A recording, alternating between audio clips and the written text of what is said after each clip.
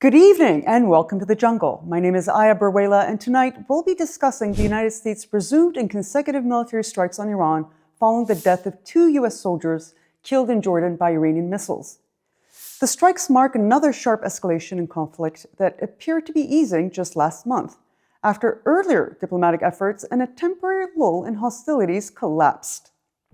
Washington says the strikes are aimed at degrading Iran's military capabilities and protecting American forces and commercial shipping, particularly around the Strait of Hormuz.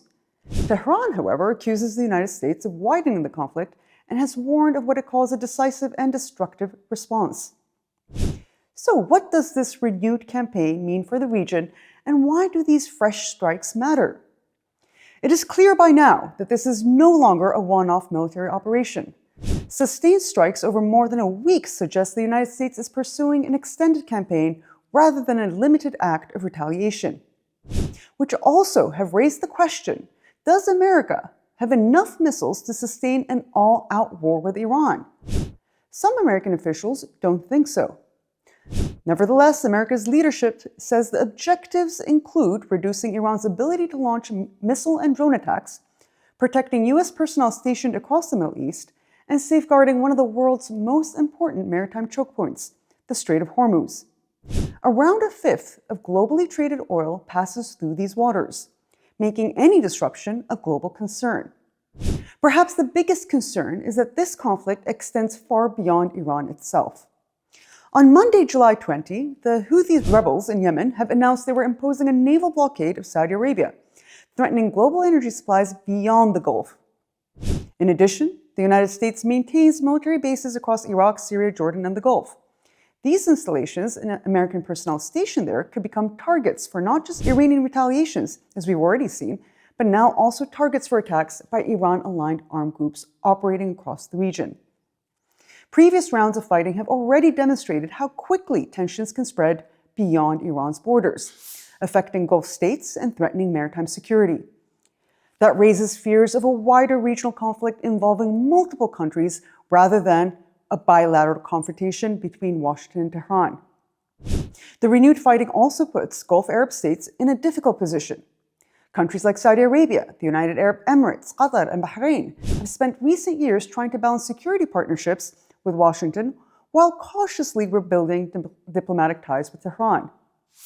A prolonged U.S.-Iran confrontation forces those governments into an uncomfortable position. They depend on American security guarantees, but also have strong economic incentives to avoid another regional war. Analysts say Gulf governments are increasingly pursuing more diversified foreign policy and security relationships precisely to avoid being drawn into future conflicts between the U.S. and Iran. The consequences, of course, extend well beyond the Middle East. Every escalation around the Strait of Hormuz raises concerns about global energy supplies. Even if shipping continues, the perception of increased risk can drive up oil prices, insurance costs, and freight rates. Higher energy prices eventually feed into inflation worldwide, affecting everything from transport costs to food prices. Financial markets also tend to react quickly to uncertainty in the Gulf because of the region's central role in global energy production. Diplomatically, the path forward appears increasingly narrow. The continuation of military operations makes it harder for either side to return to negotiations without appearing to back down domestically.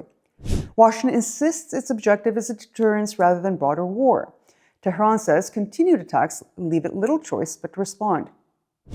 This creates the classic escalation dilemma. Each side argues its actions are defensive, while the other interprets them as offensive. The U.S. campaign against Iran has entered a more sustained phase, with both sides signaling they are prepared to continue.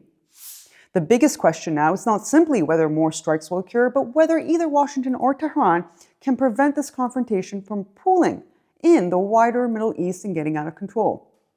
For regional governments, the challenge will be containing the conflict. For the global economy, the focus remains on energy markets and the Strait of Hormuz. And for diplomats, the window for de-escalation appears to be narrowing with each passing day.